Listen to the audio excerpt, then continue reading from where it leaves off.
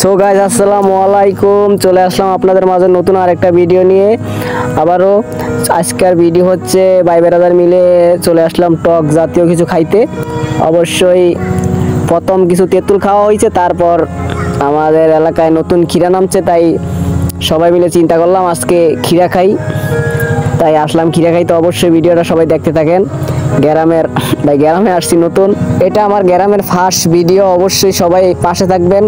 গ্রামের অনেক সুন্দর সুন্দর ভিডিও উপভোগ করার জন্য অবশ্যই ইউটিউব চ্যানেল থেকে দেখে থাকলে অবশ্যই চ্যানেলটা সাবস্ক্রাইব করে দিবেন, আর যদি ফেসবুক পেজ থেকে দেখে থাকেন অবশ্যই পেজটা ফলো করে দিবেন। আপনারা নিত্য নতুন ভিডিও পাওয়ার জন্য আমরা ভাই বেরাদার আসলাম আজকে ক্ষীরা খাইতে। আপনারা যদি খাওয়ারও মনে চায় অবশ্যই চলে আসবেন। আমাদের এলাকায় নতুন ক্ষীরা নামছে, আমরা যাত্রা করলাম আজকে ক্ষীরা তুললা খেতে।